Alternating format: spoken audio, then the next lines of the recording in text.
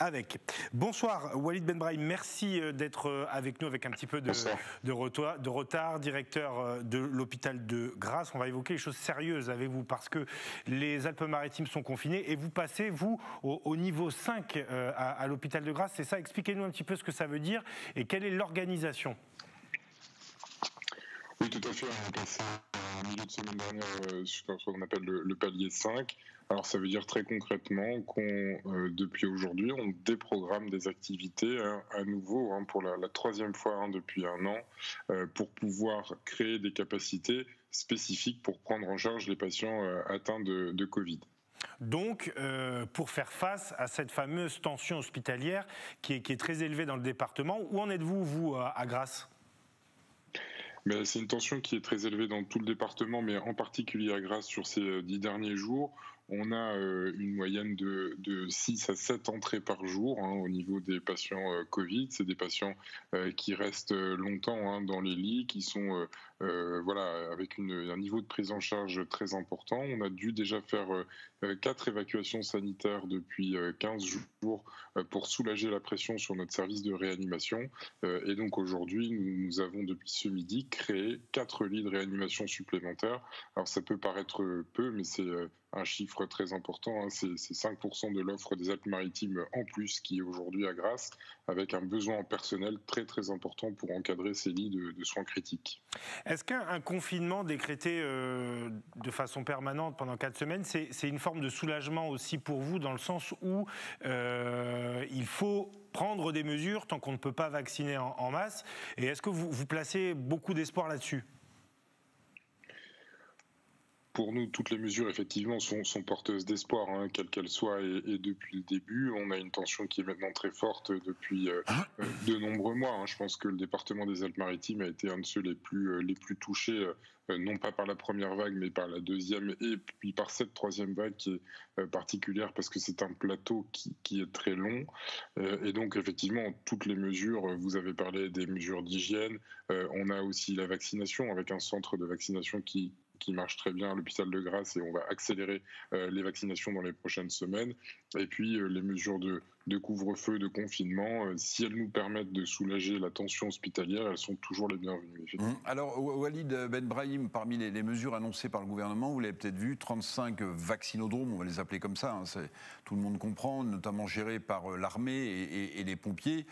Dès l'instant où on aurait les doses, c'est évidemment une bonne mesure pour accélérer cette vaccination.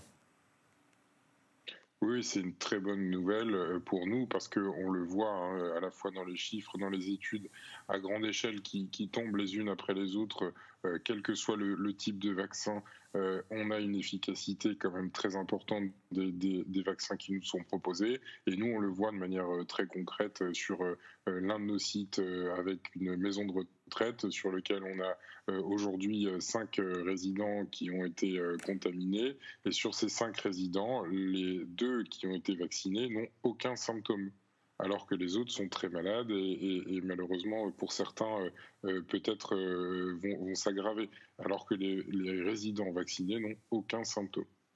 Une question sur la gestion depuis un an à l'hôpital de Grasse, qui est une gestion assez exemplaire, qu'elle soit humaine et sanitaire, où vous réagissez toujours très vite avec un sens de l'organisation qui est à noter.